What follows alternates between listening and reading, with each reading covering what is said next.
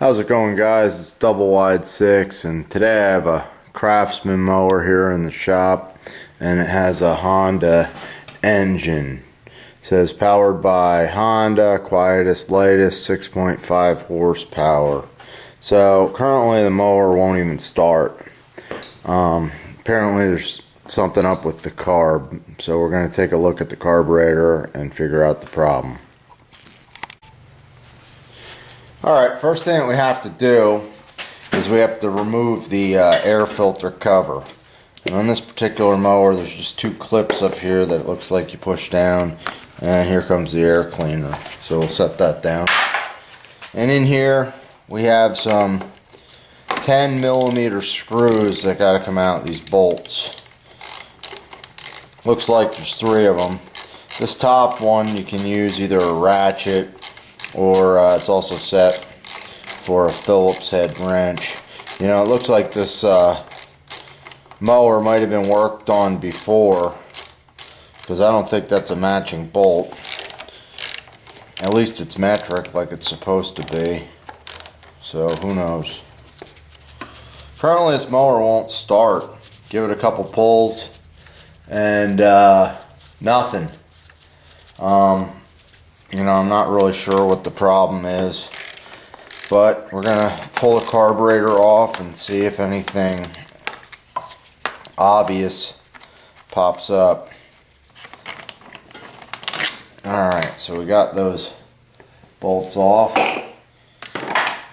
and we're gonna remove the air cleaner box here. That just pops off like that. Looks alright. And here's our carburetor, and looks like we're gonna have to remove one more bolt here to get at it. Try and see.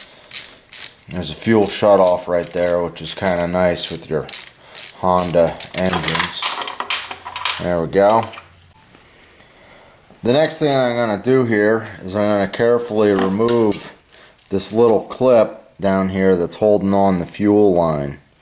So I'm just going to try and slip this clamp back a little bit if I can. It's on there pretty tight, but it is moving. And now I'm going to try and slide this hose back if I can. There we go. And that came off. The last part of this operation is going to be to remove the spring, which goes in the last hole up there, and then the throttle linkage right there. So the spring goes in the first hole and the throttle linkage goes in the second hole. Next step, I'm going to take the carburetor apart.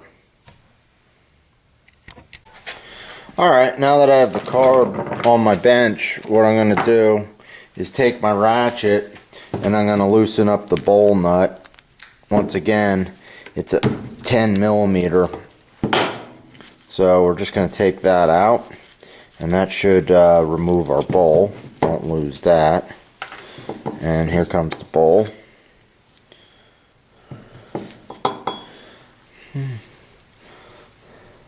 Looks pretty good.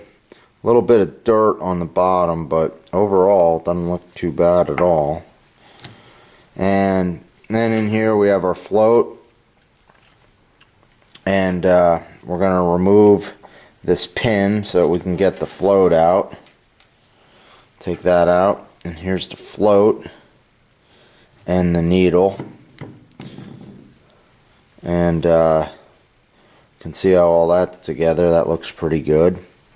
And you want to be careful that you don't lose this little needle, which is right there. And inside these Honda carburetors, there's a jet right up the middle. This is your main jet, and you can unscrew this with a screwdriver, and we'll clean that out as well. And usually that's where your problem is.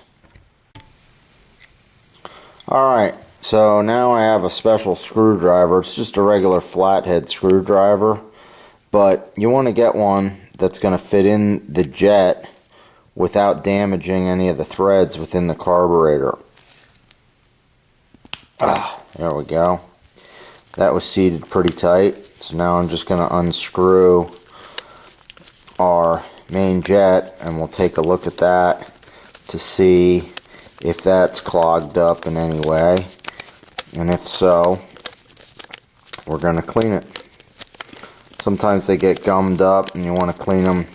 I like to use like brake parts cleaner rather than carburetor cleaner because it's not quite as harsh. Okay, it's right at the top. I just got to get it out. It's sticking a little bit. Now, if you have a clogged up main jet, what I like to do is take a wire and run it through that main jet real lightly. And you know, sometimes it helps that this wire is bent a little bit, because what you want it to do is rub on the holes in there, that passageway, and just kind of open it up a little bit. So we'll run a wire through there like that. Just blew on it a little bit, and we'll take a look. I don't know if you can see it, but I can see through there a little bit, and I couldn't before. So hopefully that will take care of our problem. Alright, I also like to give these carburetors an ultrasonic bath, so I think I'll do that next since I have it all apart. Alright, one thing that I forgot to mention is that on this particular carburetor, after you pull out your main jet, there's actually another jet inside here. So to get that one out, if you look into the venturi of this carburetor, you can see it's real hard to see in the lighting, but you can actually take a screwdriver and put it in there kind of sideways like this, and you can push out this jet. Now I just pushed it up, so I'm going to actually flip it over, and in here is another jet. And this one has a whole bunch of little holes in it, and once again you want to make sure that you can see light through those holes. I push a little wire through there to clean those out.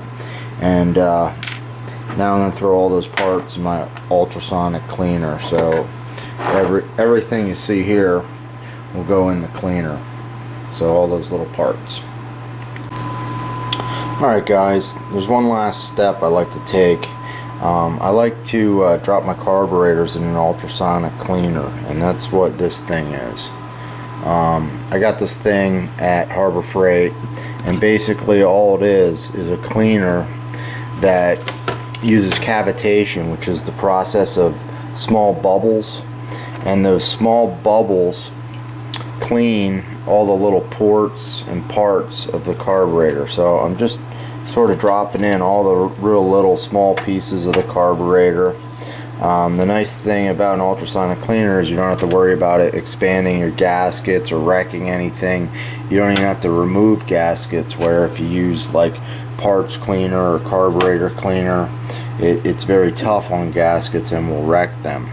Currently, all I have in here is a little bit of degreaser, like Awesome Orange degreaser, and some Dawn soap, and that's all it is. And I'll turn this thing up. I'm gonna hit set, put it up to 480 seconds, and I'll probably run it for like 3 or 4 cycles.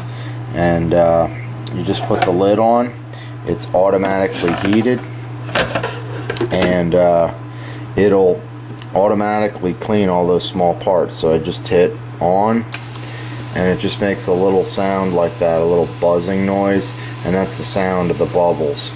And the only thing I'm going to do to it is add a little bit more water, because it looks like some of my water may have evaporated.